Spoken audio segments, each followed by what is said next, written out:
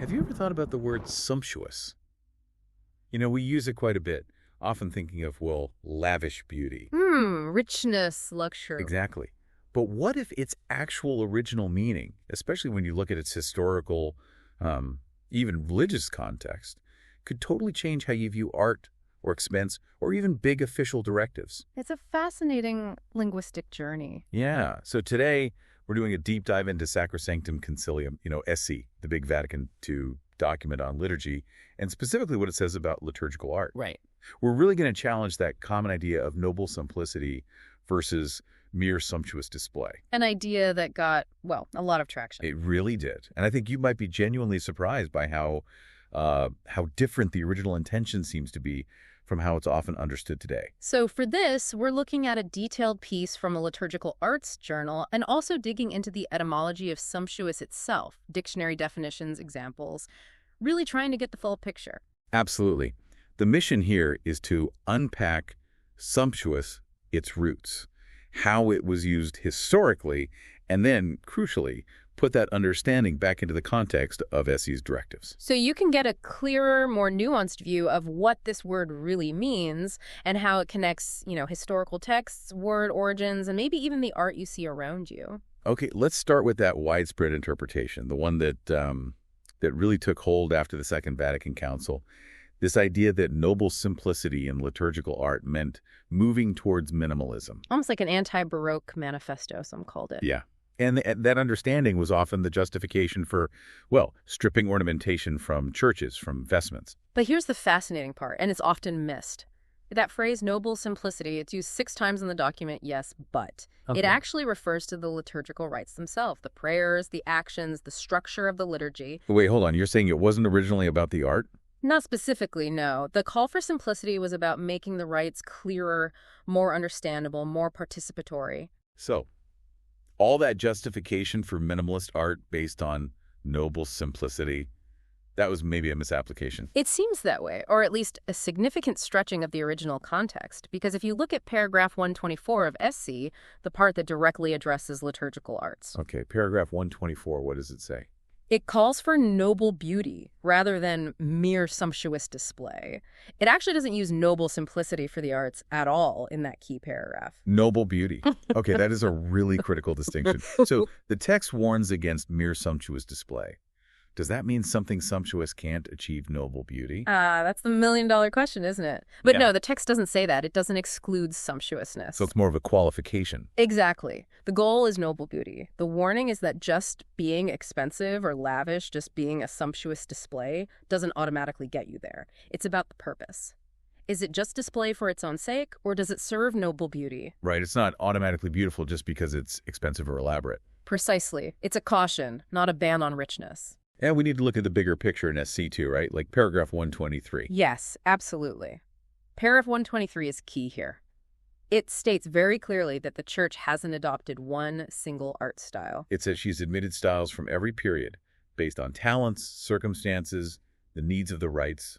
Bringing into being a treasury of art which must be very carefully preserved. That's the direct quote. So if the church affirms all these historical styles, and that includes things like Baroque, Rococo, which are definitely sumptuous, Right, very much so. then it would be a flat-out contradiction to condemn sumptuousness in the next breath, wouldn't it? It absolutely would contradict the document itself, and that's why more sumptuous expressions, old and new, are still perfectly valid approaches to liturgical art today. As long as they aim for. Noble beauty. Exactly. People like Mezes Guido Marini, Pope Benedict XVI, they've often emphasized this point. The tradition is broad. Okay, so this is actually really powerful. The document isn't saying choose simple or choose grand. It's saying whatever style you choose. Whether it's more minimal or more, well, sumptuous. It must have this quality of noble beauty to serve the liturgy properly. Right. Both approaches can fail, actually. Minimalism can become just Spartan, empty. And ornamentation can become just cluttered, gaudy, mere display. But both also have the potential, when done right, with the right intention, to be true expressions of noble beauty. That totally reframes the whole debate, doesn't it? Yeah. It's not style versus style. It's about achieving that core quality. Precisely. So given all that, let's go back to the word itself, sumptuous. Mm-hmm. What does it really mean etymologically? Because maybe how we use it today has drifted. It really has. If you trace it back, sumptuous comes from the Latin verb sumere, Sumere. which means to buy. So sumptuous originally literally meant extravagantly bought. Wow. Not just lavish or beautiful, but specifically related to cost, significant expense. Exactly. Its core meaning is tied to expenditure. You might recognize sumere, in other words, too. Like consume, assume. Yes, and presume, which originally meant to buy before seeing, also subsume, resume. Huh. They all go back to this idea of taking or buying. Yeah. From Proto-Indo-European sub, meaning under, and nem, meaning to take or distribute. That's the root. And this core meaning of significant expense of being bought is why we had things like sumptuary laws throughout history. Right, I've heard of those.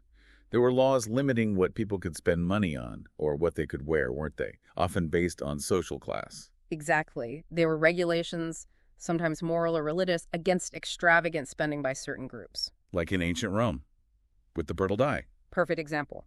Tyrian purple was incredibly expensive. Only the emperor could wear a whole cape of it trimmed with gold. Senators just got a purple stripe on their toga. So it was literally controlling who could display costly items. Yes. And it wasn't just ancient Rome. This carried over even to, say, the Massachusetts Bay Colony. They had a law limiting lace, gold buttons, ruffles, capes. Seriously, in Puritan New England. Yep. You could only wear those things if your net worth was over 200 pounds. It was all about regulating the display of expense. So when we talk about a sumptuous meal, even today, there's still that echo of expense, right? Absolutely. Think about those crazy expensive dinners you sometimes read about. There was one example, nearly $100,000 for a catered meal. Get out. What was even in it? Duck eggs, truffles, Wagyu beef with silver leaf, incredibly expensive wine, a harpist, a poet, doves, the works. Okay, that's definitely sumptuous in the costly sense. Right, and the key thing is, we assume a meal like that must be delicious, amazing, but the word sumptuous itself, it only guarantees it was expensive and lavishly produced. Not necessarily that it tasted good. Not necessarily, that's the point. The expense is baked into the definition. Huh. And isn't scrumptious related somehow? Oh yeah, fun linguistic fact.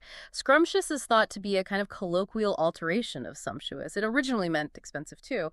Then it shifted to just general high praise and eventually landed on meaning specifically delicious for food.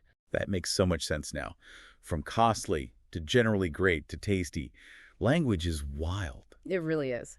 So looking at how we use sumptuous today, in modern examples, it seems pretty broad. It is. You see it describing evening gowns, silk dresses, fancy cruise ship suites. Yeah, or even things like the rich textures in a film or the amazing colors of a sunset. Right. But across all those examples, there's still that consistent thread, isn't there? It signifies something extremely costly, rich, luxurious, magnificent. High quality, impressive, often opulent. Yes. It's fundamentally about grandeur and implicitly or explicitly expense. It's definitely not about minimalism. Okay, so let's try and wrap this up.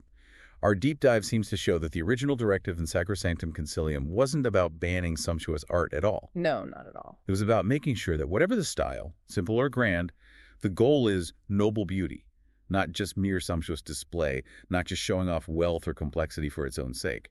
Exactly. And the word sumptuous itself, coming from sumere, to buy, fundamentally describes something costly, magnificent, lavish. So it's not a bad word in church art, it just needs context. It describes a type of magnificence, one tied historically to cost, which needs to be directed towards that higher purpose of noble beauty. Well put. This whole exploration, just unpacking one word, sumptuous, and its history, it really can shift how you see these big cultural and religious directives, can't it? It absolutely can. It boils down to seeking noble beauty, not being afraid of magnificence, but making sure that magnificence, that sumptuousness, serves something higher than just itself. And zooming out, it kind of reminds us that true value maybe isn't always just the surface appearance or the price tag alone. It's about how that cost or that appearance serves a deeper noble purpose. You have to look at the intent behind it. That leaves us with something to think about, doesn't it? How do you, listening, define or even buy beauty and value, whether it's in art or experiences or just everyday things? Are we sometimes too quick to just dismiss something as, too sumptuous maybe? Or maybe we overlook where the real value, the real purpose actually lies. Something to mull over until our next deep dive.